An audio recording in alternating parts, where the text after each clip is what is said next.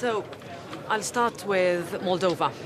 I think the overwhelming message will be of one of huge congratulations to Maia Sandu on the very, very good, excellent, I would say, victory in Moldova, where people clearly chose the European path, where we could see that interference and intimidation do not work.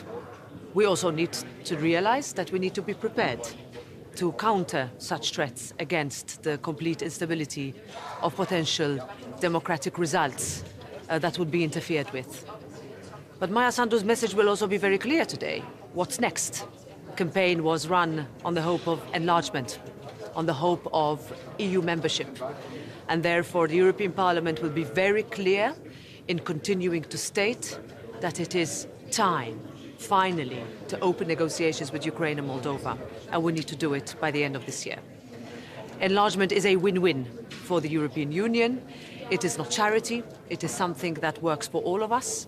It is one that will make us more secure, one which will make us more strategically in control, and also one that we can really show that our people open the door to countries and their populations when they want to come in. Finally, on migration, I want to tell you that the European Parliament is working quite hard on the last remaining files of migration.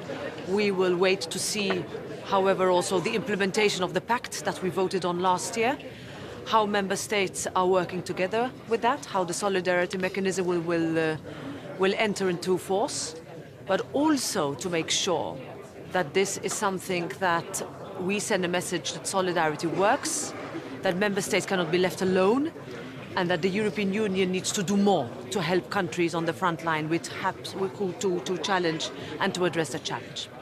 Okay?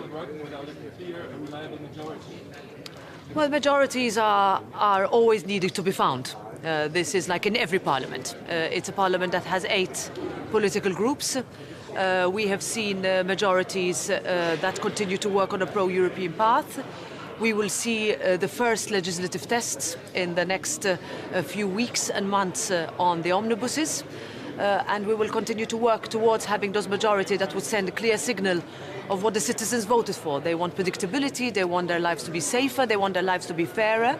Companies have asked us very clear to make their lives easier in order for us to keep jobs in Europe.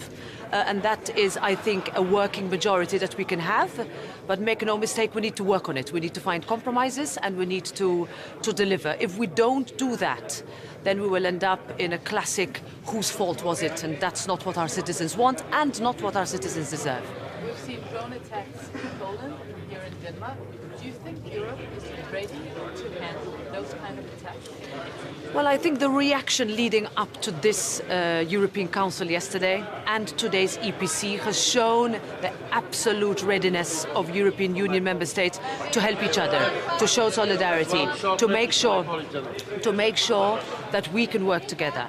But of course we have to see that we need to learn more, we need to be faster, we need to be better prepared, we need to defend, we need to deter, but we also need to detect. And I think we can learn a lot from Ukraine in its drone expertise, in also understanding that if there are threats, we need to be able to counter them.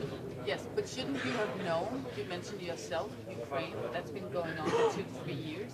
Shouldn't you have known by now in Europe that this is a high threat? This is a discussion that has taken place in many European councils so far. So we saw what happened in Romania, we saw what happened in Poland, we saw what happened in Estonia. These are also countries that have been saying we need to be prepared. And that is why the references to the drone walls, the works of our defense ministers on drone alliances, funding for drones is what is being worked on.